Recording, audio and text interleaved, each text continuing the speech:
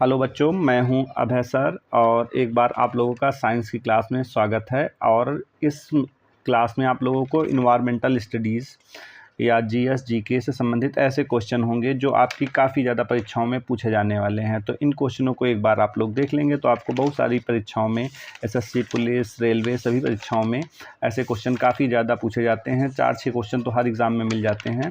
तो इन क्वेश्चनों को आज हम लोग सॉल्व करेंगे और इसको देखेंगे जो वेरी इंपॉर्टेंट परीक्षाओं में पूछे जाने वाले क्वेश्चन हैं। तो चलिए टाइम वेस्ट ना करते हुए क्वेश्चन स्टार्ट करते हैं। जैसे इसमें पहला क्वेश्चन दिया गया है, कौन सी फसल मृदा में वायुमंडलीय नाइट्रोजन को बढ़ाती है। इसमें पूछा गया है कि ऐसी कौन सी फसल है जो वायुमंडल में, कहाँ पे, वायुमंडल में नाइट्रोजन को बढ़ाती है, यानी नाइट्रोजन देने वाली फसल। तो नाइट्रोजन देने वाली फसलें हम लोगों को पता होनी चाहिए कि नाइट्रोजन सबसे ज़्यादा दलहनी फसलों में होता है। तो दलहन में तो इसमें हम ऑप्शन देखेंगे मक्का, गेहूँ, चना, गन्ना। तो इसमें दाल कौन होती है? चना। चना क्या है? दलहन है। तो इसका ऑप्शन सही हो जाएगा चना। चना क्या करती है? नाइट्रोजन का फिक्सेशन करती है मिट्टी में। अब उसके बाद सेकंड क्वेश्चन पे आते हैं। सेकंड क्वेश्चन में ये पूछ रहा है निम्नलिखित में कौन सी गैस वायुमंडल में नहीं पाई जाती है।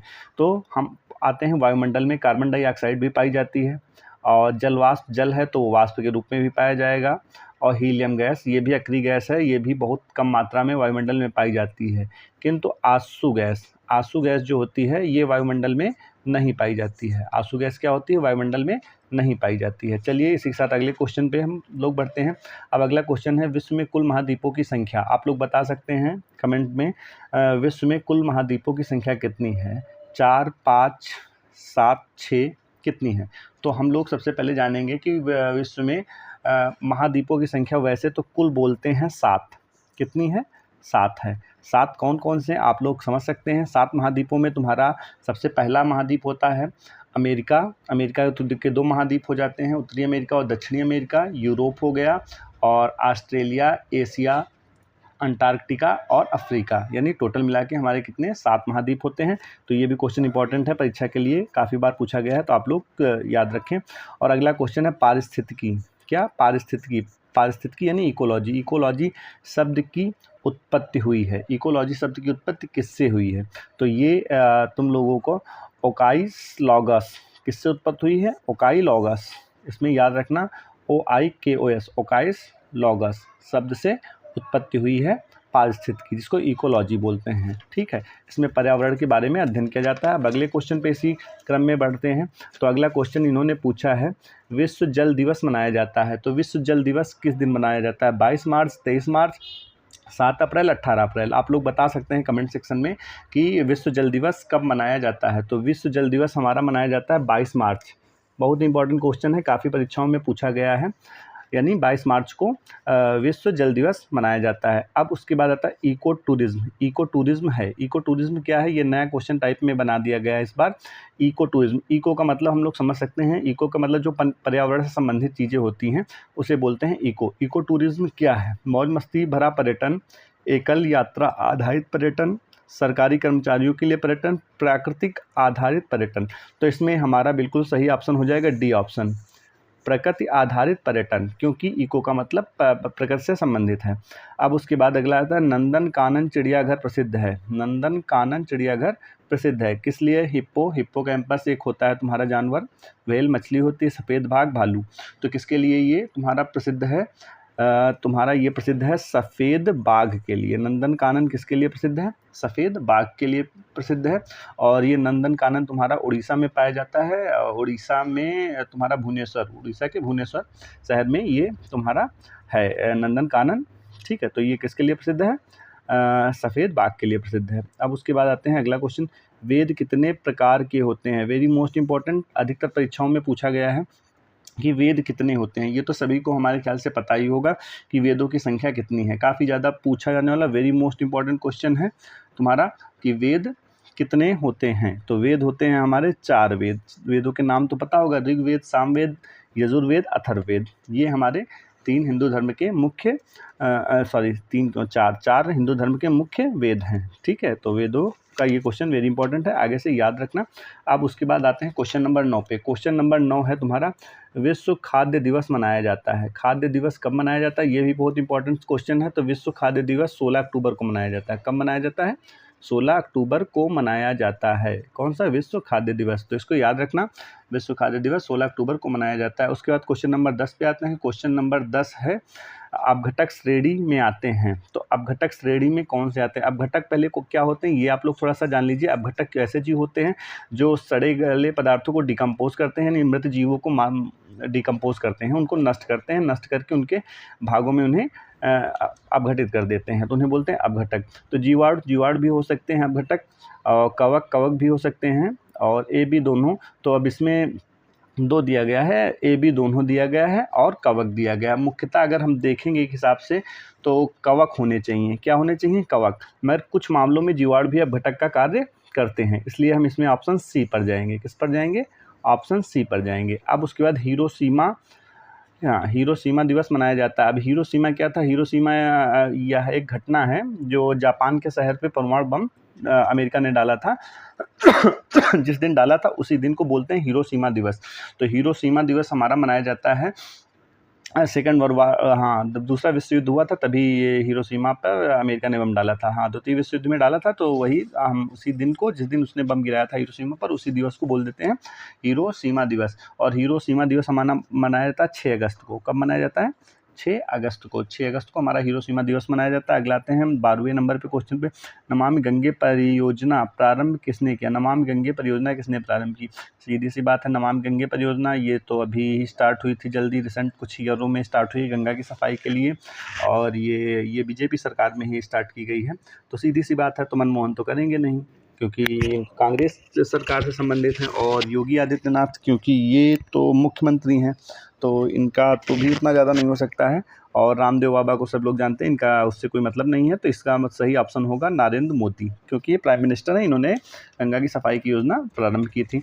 अब उसके बाद आते हैं अगले क्वेश्चन पे। सदाबहार वन में वर्षा सीमा है, यानी सदाबहार वन क्या होते हैं? सदाबहार वन आप लोग जानते होंगे, ऐसे वन जो हमेशा हरे भरे रहते हैं, उन वनों को बोलते हैं सदाबहार वन। और सदाबहार वनों में वर्षा की सीमा क्या है? तो सदाबहार वनों में वर्षा की सीमा 100 से 150 सेंटीमीटर क्या होती है? 100 से 150 सेंटीमीटर, इससे ऊपर भी होती है, ठीक है। 100 से 150 सेंटीमीटर मिनिमम सीमा होती है, इतना तो पानी गिरना ही गिरना है।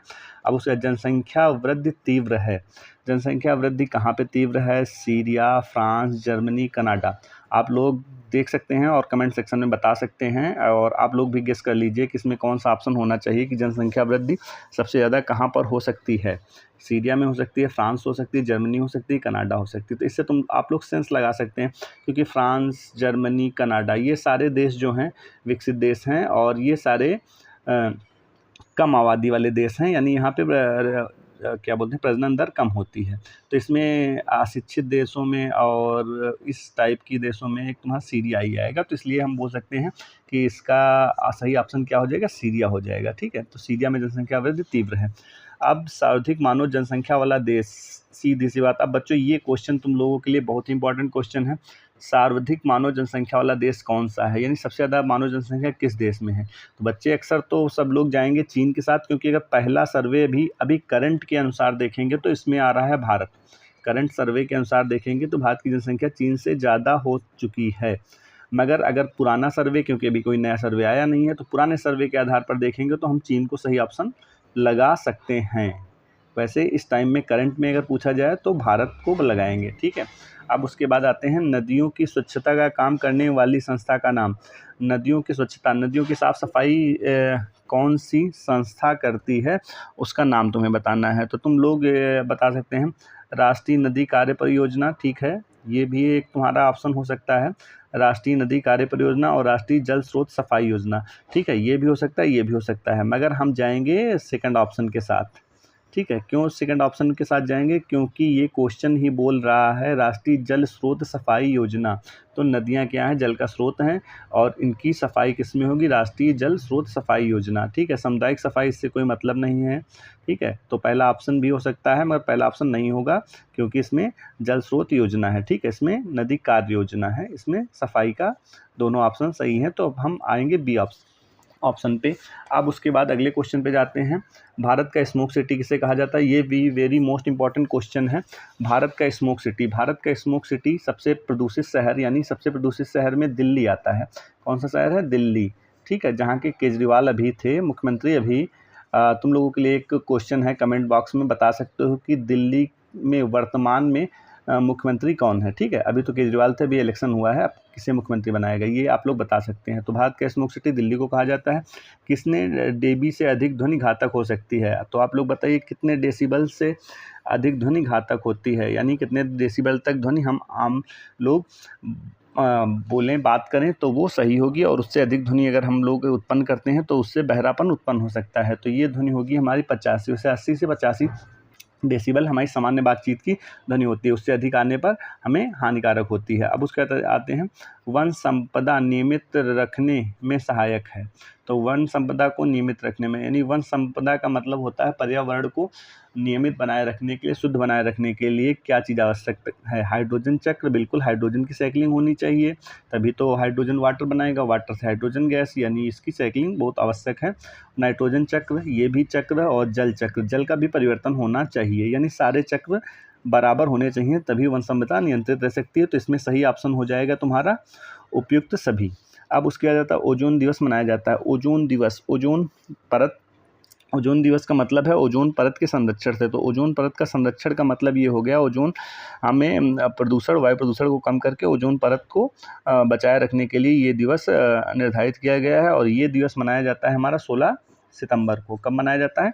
16 सितंबर को ओजोन दिवस हमारा मनाया जाता है 16 सितंबर को। याद रखना, बहुत ही इंपॉर्टेंट क्वेश्चन है, परीक्षाओं में पूछा जाता है। अब उसके बाद अगले क्वेश्चन पे हम लोग आते हैं, ये क्वेश्चन नंबर हो गया 20। अब आते हैं क्वेश्चन नंबर 21 पे। तो क्वेश्चन नंबर 21 जो है हमारा, ये कह रहा है कि जलवायु को प्रभावित करने वाले कारक। सीधी सी बात है, सूर्य भी जलवायु को प्रभावित करता है, वर्षा प्रभावित करती है, वायुमंडल प्रभावित करते हैं, यानी उपयुक्त में से सभी चीज़ें हमारे वायुमंडल को प्रभावित करते हैं। अगला क्वेश्चन है हमारा 1988 में राष्ट्रीय वन नीति के अनुसार कितना वन आवरण बनाए रखना चाहिए। तो कितना वन आवरण बनाए रखना चाहिए ये है। तो वैसे तो मानक में तो बोला गया है कि टोटल जो तुम्हारा लैंड एरिया है, चाहे वो उसका 33%, कितना 33% होना चाहिए, जो हमें आवश्यक माना जाता है। वैसे अपने यहाँ कुछ कम है, 33 नहीं है, 27 के अबव है लगभग, तो 33 होना चाहिए। तो ये सबके लिए इम्पोर्टेंट होता है। जिसमें पर्वतीय, हाँ, तो इसमें क्वेश्चन क्या, पर्वतीय मैदानी अलग अलग दिया गया है ना। तो मैदानी इलाकों में 33% और पहाड़ी में 67%। तो वैसे इसमें तो सही पूछो तो उपयुक्त में से कोई नहीं ऑप्शन होना चाहिए, क्योंकि इसमें जो तुम्हारा मैदानी इलाकों के लिए होता है 20% और पहाड़ी इलाकों के लिए होता है 60%। ठीक है, तो ये होता तो आपका ये ऑप्शन होता। तो ये ऑप्शन नहीं है, ये गलत दिया गया है वैल्यू, तो ये वाला नहीं है, उपयुक्त में से कोई नहीं लगा देंगे। और नहीं तो अगर सही होता तो 20% मैदानी होता और 60% पर्वतीय पहाड़ियों में होना चाहिए वन क्षेत्र। अब उसके बाद आते हैं खाद्य श्रृंखला में जीव एक दूसरे से जुड़े होते हैं। खाद्य श्रृंखला में जीव एक दूसरे से काहे से जुड़े होते हैं? उत्पादक से उपभोक्ता स्तर, यानी सबसे पहले उत्पादक होता है, उत्पादक को ही क्या करते हैं, उपभोक्ता खाते हैं। तो उत्पादक से उपभोक्ता स्तर जुड़ा होता है। उत्पादक में हरे पौधे, घास, ये सब आते हैं। अब उसके बाद आते हैं प्रकाश संश्लेषण के दौरान पौधे लेते हैं। प्रकाश संश्लेषण के दौरान पौधे क्या लेते हैं? कार्बन डाइऑक्साइड लेते हैं। क्या लेते हैं? कार्बन डाइऑक्साइड लेते हैं। प्रकाश संश्लेषण के दौरान पौधे क्या लेते हैं? कार्बन डाइऑक्साइड गैस लेते हैं। अब उसके बाद ग्रीन हाउस गैसों में सम्मिलित है। ग्रीन हाउस गैसों में कौन सा सम्मिलित है? मीथेन गैस यानी CH4, ये भी सम्मिलित है। नाइट्रस ऑक्साइड N2O भी सम्मिलित है। कार्बन डाइऑक्साइड यानी CO2, यानी ये सारी गैसें हमारी जो हैं वो किसमें? ग्रीन हाउस में सम्मिलित हैं। तो इसका ऑप्शन हो जाएगा 4। अब उसके बाद आता है औद्योगिक दृष्टि से निम्नलिखित में से कौन से वन सर्वाधिक महत्वपूर्ण हैं? तो उष्णकटिबंधीय सदाबहार वन, उष्णकटिबंधीय शुष्क वन, उसमें कोडाकधारी टंड्रा वन। तो सारे वन वैसे इंपॉर्टेंट तो वन सारे होते हैं, मगर सबसे ज़्यादा अगर महत्वपूर्ण देखा जाएगा तो उष्णकटिबंधीय सदाबहार वन। सदाबहार वन हमेशा हरे भरे रहते हैं, यहाँ जैव विविधता सबसे ज़्यादा पाई जाती है। ठीक है, तो उष्णकटिबंधीय सदाबहार वन सबसे ज़्यादा इंपॉर्टेंट है। अब उसके रेड डाटा बुक में संग्रहण किया जाता है। ये वेरी मोस्ट इंपॉर्टेंट क्वेश्चन है, अधिकतर परीक्षाओं में पूछा गया है, बहुत ही इंपॉर्टेंट क्वेश्चन है। रेड डाटा बुक का में संग्रहण किया, तो रेड डाटा बुक में क्या संकटग्रस्त लुप्तप्राय जीवों का वर्णन किया जाता है, यानी ऐसे जीव जो संकटग्रस्त हैं, जिनकी जातियां विलुप्त होने की कगार पर हैं, उन जीवों को हम रेड डाटा बुक में लिखते हैं उनके संरक्षण के लिए, कि उनको बचाव किया जा सके। अब उसके बाद अगला क्वेश्चन है, सामुदायिक सेवा से प्राप्त होती है आत्मसंतुष्टि, सहनशीलता, प्रेम। ठीक है, ये तो अपने कॉमन सेंस का क्वेश्चन है। सामुदायिक सेवा से हमें क्या प्राप्त होती है? तो आत्मसंतुष्टि भी मिलती है, ठीक है, सहनशीलता भी होती है, प्रेम उपयुक्त सभी, तो यानी सारी चीज़ें हमें मिलती हैं अगर हम सामुदायिक रूप से सेवा करते हैं। अब उसके बाद आता है संयुक्त राष्ट्र संघ पर्यावरण कार्यक्रम यूनेप का मुख्यालय कहाँ पर है? तो यूनेप का मुख्यालय हमारा है केन्या में। कहाँ है? केन्या के नैरोबी शहर होता है, तो केन्या में हमारा संयुक्त उपराष्ट्र संघ पर्यावरण का मुख्यालय स्थित है। कहाँ पे स्थित है? केन्या में स्थित है। चलिए अब आगे अगले क्वेश्चन पे आते हैं। अक्षय ऊर्जा संसाधन कौन सा है? अक्षय ऊर्जा संसाधन कौन है? कोयला नहीं, हवा, पेट्रोलियम। ठीक है, तो अक्षय ऊर्जा का मतलब होता है जैसी ऊर्जा जो नष्ट नहीं होती है, जो कभी कम ना पड़ने वाली ऊर्जा हो, उसे अक्षय ऊर्जा बोलते हैं। तो अक्षय ऊर्जा में हमारा कोयला तो खत्म होने वाला है, पेट्रोलियम भी खत्म होने वाला है, सिर्फ हवा ऐसी है जो इतनी जल्दी नहीं खत्म होगी, ये नेचुरल चीज़ें हैं। तो ये जो है तुम्हारी हवा क्या अक्षय ऊर्जा का स्रोत है। साफ पानी का स्रोत है। साफ पानी का स्रोत जैसे हैंडपंप होगा, क्योंकि समुद्र और महासागर में खारा पानी होता है। चलिए आगे बढ़ते हैं। अगला क्वेश्चन है हमारा वायुमंडल में मंडलों की संख्या होती है। वायुमंडल में कितने मंडल होते हैं? तो ये आप लोग बताइए। 3, 4, 5, 6 कितने मंडल होते हैं? तो वायुमंडल में जैसा क्षोभ मंडल, समताप मंडल, ये सारे मंडल आप लोगों ने पढ़े होंगे। बहुत ज़्यादा इंपॉर्टेंट क्वेश्चन है, पेपर में कई बार रिपीटेड किया गया है। तो इस क्वेश्चन में पूछा गया है वायुमंडल में मंडलों की संख्या। तो मंडलों की संख्या होती है 5। कितनी होती है? 5 होती है। अब ओजोन परत में सबसे बड़ा छिद्र कहाँ पाया गया? ये भी वेरी मोस्ट इंपॉर्टेंट क्वेश्चन है, आप लोग याद कर लीजिए। सबसे ज़्यादा ओजोन परत में सबसे बड़ा छिद्र कहाँ पाया जाता है? अंटार्कटिका में। अंटार्कटिका एक बर्फ से ढकी हुई पहाड़ी क्षेत्र है, ठीक है। तो यहाँ पर क्या हुआ? ओजोन होल सबसे ज़्यादा पाया गया है, ठीक है। अब उसके बाद आते हैं पर्यावरण विघटन के कारक क्या हैं? प्राकृतिक, मानवीय, और ये भी दोनों। वैसे पर्यावरण विघटन का मुख्य कारण मानवीय ही होगा। कौन सा होगा? मानवीय, क्योंकि प्रकृति अपने आप को बनाती है, अपने आप को रिकवर करती है, मगर हम लोग क्या करते हैं? मानव लोग पर्यावरण को बहुत ज़्यादा विघटन कर रहे हैं, तो मानवीय कारक हो जाएगा। उसका विश्व पर्यावरण दिवस, ये तो बहुत ज़्यादा इंपॉर्टेंट क्वेश्चन है, हमेशा पूछे जाने वाला क्वेश्चन है और हर बच्चे को याद होना चाहिए। विश्व पर्यावरण दिवस 5 जून को मनाया जाता है। अब उसी के साथ अगले क्वेश्चन पर बढ़ते हैं। अगला क्वेश्चन है तुम्हारा, भारत में निम्नलिखित राष्ट्रीय उद्यानों में से कौन सा उद्यान यूनेस्को की प्राकृतिक विश्व धरोहर में सूचीबद्ध है? प्राकृतिक विश्व धरोहर में कौन सा राष्ट्रीय उद्यान सूचीबद्ध है? ठीक है, तो यूनेस्को क्या है? ये अंतर्राष्ट्रीय संस्था है, तो ये क्या करती है? संरक्षण करती है अंतर्राष्ट्रीय संस्थानों में। तो ये तुम्हारा कई दिए गए हैं नाम: दफा राष्ट्रीय उद्यान, दानचिंगम राष्ट्रीय उद्यान, केवलादेव घना राष्ट्रीय उद्यान और बांदीपुर राष्ट्रीय उद्यान। ठीक है, तो 36 का आप लोग बताइए, 36 का ऑप्शन क्या हो सकता है सही ऑप्शन? तो हम लोग 36 पे आएंगे, केवला देवी घना राष्ट्रीय उद्यान, ठीक है, जो कि राजस्थान में उपस्थित है, और ये मुख्यतः पक्षियों के लिए संरक्षित किया हुआ स्थान है, ठीक है, यूनेस्को द्वारा ये भी विश्व धरोहर है। अब उसके बाद आता है निम्नलिखित में से कौन सा एक अनवीनीकरण संसाधन है? अनवीनीकरण का जिसको रिसाइकलिंग दोबारा यूज़ न किया जा सकते, वो कौन सा संसाधन है उन्होंने पूछा है। तो जल को रिसाइकलिंग किया जा सकता है, वनस्पति तो रिसाइकलिंग होती ही है, पवन भी होती है, कोयला और खनिज ये रिसाइकिल नहीं किया जा सकता है। एक बार यूज़ कर लिया तो फिर उसको उसी रूप में दोबारा से यूज़ नहीं कर सकते हैं, ठीक है। अब उसके बाद चिपको आंदोलन संबंधित है। चिपको आंदोलन तुम्हारा वन संसाधन से संबंधित है। चिपको आंदोलन किसने चलाया था? बहुगुणा, हाँ, ये तुम्हारा उत्तराखंड में बहुगुणा ने बच्चों के संरक्षण के लिए चलाया था, ठीक है। अब उसके बाद आते हैं अगले क्वेश्चन पे, 38 के बाद 39 में बोलते हैं एशियाई हाथी संकटग्रस्त सूची में अब शामिल हैं क्योंकि इसे मार दिया जाता है। सीधी सी बात है, हाथियों को क्यों मारा जाता था? एशियाई हाथी को हाथी के दांत के लिए, क्योंकि इनसे बहुत आभूषण, वस्त्र और सजावटी सामग्रियां बनाई जाती थी। अब IUCN अब जाना जाता है, IUCN काहे के नाम से जाना जाता है? IUCN अब जाना जाता है WCU के नाम से जाना जाता है। IUCN WCU के नाम से जाना जाता है, ठीक है। तो ये वाला भी क्वेश्चन इंपॉर्टेंट है, इसको भी आप लोग क्लियर कर लीजिए। उसके बाद आता है भारत में कार्बेट राष्ट्रीय उद्यान की स्थापना वर्ष। भारत में कार्बेट राष्ट्रीय उद्यान की स्थापना वर्ष कब हुई थी? तो ये भी इंपॉर्टेंट क्वेश्चन है तुम्हारा। भारत में राष्ट्रीय कार्बेट उद्यान की स्थापना 1936 में हुई थी। कब हुई थी? 1936 में हुई थी, और ये क्वेश्चन बहुत ही इंपॉर्टेंट है, आप लोग याद कर लीजिए। अब उसके बाद अगला क्वेश्चन है 42 क्वेश्चन नंबर में है तुम्हारा पूछा गया प्रसिद्ध पर्यावरणविद कौन से हैं? जहांगीर बाबा, अन्ना हजारे? नहीं, ये सब तो समाज सेवी हैं। उसमें अर्जुन सिंह आपका ऑप्शन होगा। तो 42 में सी ऑप्शन आप लोग याद रखिए, अर्जुन सिंह। अब उसके बाद आते हैं 42 के बाद 43, पानी यात्रा आयोजित की गई। पानी यात्रा आयोजित किसने की? सीधी सी बात, ये देखो एक ही से दो क्वेश्चन आ गए हैं, प्रसिद्ध पर्यावरणविद हैं और पानी यात्रा स्टार्ट की गई, तो इसके क्वेश्चन के हो जाएंगे आपके इसका भी ऑप्शन हो जाएगा राजेंद्र सिंह। राजेंद्र सिंह ने भी पानी यात्रा से संबंधित है। प्राकृतिक आपदा का उदाहरण है, तो भूकंप क्या है? प्राकृतिक आपदा का उदाहरण है। मानव जनित त्रासदी है। मानव जनित त्रासदी कौन सी है? साइक्लोन, भूकंप, बाढ़, ये सब क्या है? प्राकृतिक है। मानव जनित चेरनोबिल आपदा है। चेरनोबिल एक रेडियो एक्टिव संयंत्र तुम्हारा ये था, इसी के रेडिएशन होने से ये आपदा हुई थी, ठीक है। तो ये सोवियत संघ हुआ करता था, तब के टाइम की है।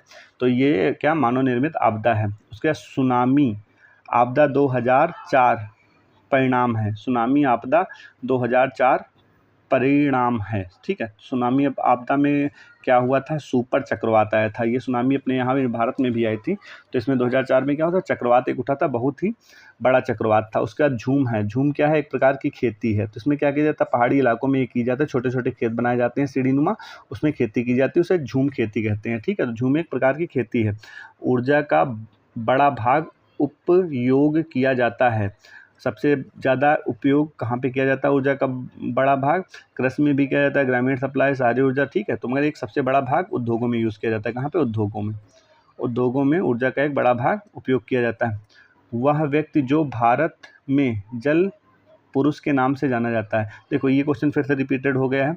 वह व्यक्ति जो भारत में जल पुरुष के नाम से जाना जाता है, तो इसका भी ऑप्शन हो जाएगा राजेंद्र सिंह, ठीक है। क्योंकि आमटे और ये दोनों नहीं होंगे तो राजेंद्र सिंह हो जाएंगे। अब उसके बाद है सरदार सरोवर प्रोजेक्ट नदी स्थित है, ठीक है। सरदार सरोवर यानी ये गुजरात में है, ठीक है। सरदार से याद कर लो, सरदार की प्रतिमा भी गुजरात में बनाई गई और नर्मदा नदी पर सरदार सरोवर प्रोजेक्ट बनाया गया है, ठीक है। तो 50 क्वेश्चन आप लोगों के इस हिसाब से कंप्लीट होते हैं। अब आते हैं अगले क्वेश्चन पे, क्वेश्चन नंबर 51। इसमें पूछा गया है ओजोन परत मुख्य कार्य करती है। ओजोन परत क्या करती है? परावैंगनिक किरणों को पृथ्वी पर पहुंचने से रोकती है। परावैंगनिक किरणों को क्या करती है? पृथ्वी पर पहुंचने से रोकती है। अब तृतीय चरण का उपभोक्ता है। अब तृतीय चरण का उपभोक्ता कौन होगा? सांप होगा। क्यों सांप होगा? क्योंकि प्रथम चरण में तुम्हारा गाय जो है ये प्रथम चरण की होगी, क्योंकि ये घास को खाती है और घास क्या है? उत्पादक। तो उसके बाद मेढक, मेढक क्या होगा? ये भी द्वितीय चरण का होगा। तृतीय चरण का क्या होगा? सांप होगा, ठीक है। तो आप लोग देख सकते हैं गाय नहीं होगी, गाय और बकरी तो प्रथम चरण की हो जाएगी, मेढक जो हो जाएगा द्वितीय और तृतीय में सांप आएगा। अब पारिस्थितिकी तंत्र शब्द का प्रयोग किया था टैंसले ने किया था। किसने किया था? टैंसले ने। पारिस्थितिकी तंत्र शब्द का प्रयोग किसने किया था? टैंसले ने किया था। पर्यावरणीय नीति शास्त्र के अंतर्गत आता है। पर्यावरणीय नीति शास्त्र के अंतर्गत आता है पर्यावरण संरक्षण, पर्यावरण की सुरक्षा, प्रदूषण का नियंत्रण, उपयुक्त सभी, ठीक है। तो सारे चीज़ें आएंगी इसमें। क्वेश्चन नंबर इसका ऑप्शन डी हो जाएगा, ठीक है। नीति शास्त्र के अंतर पर्यावरण में आएगा, उपयुक्त सभी आएंगे। अब उसके बाद अगला क्वेश्चन है 55। ओजोन परत के क्षय का मुख्य कारण है। ओजोन परत का, हाँ, तो ओजोन परत में सबसे मुख्य कारण तुम्हारा CFC है। CFC क्लोरोफ्लोरोकार्बन जो होता है, ये सबसे ज़्यादा ओजोन परत को क्षय का कारण बनती है। वाहन उत्सर्जन में मुख्य प्रदूषक है। वाहन उत्सर्जन में carbon monoxide, carbon dioxide, sulphur dioxide, यानी वाहन उत्सर्जन में सबसे ज़्यादा कौन से, यानी वाहनों से निकलने वाले धुएं में आप लोग बताइए, वाहन से निकलने वाले धुओं में सबसे ज़्यादा कौन सा मुख्य प्रदूषक है? तो सीधे मोनोऑक्साइड भी प्रोड्यूस करता है, कार्बन डाइऑक्साइड तो होती है, सल्फर के भी कुछ रेशियो आते हैं, तो यानी उपयुक्त सभी, इसका भी ऑप्शन हो जाएगा उपयुक्त सभी। अब उसके बाद वन संरक्षण अधिनियम 1980 लागू हुआ। वन संरक्षण अधिनियम 1980 कब लागू हुआ? तो धन्यवाद बच्चों।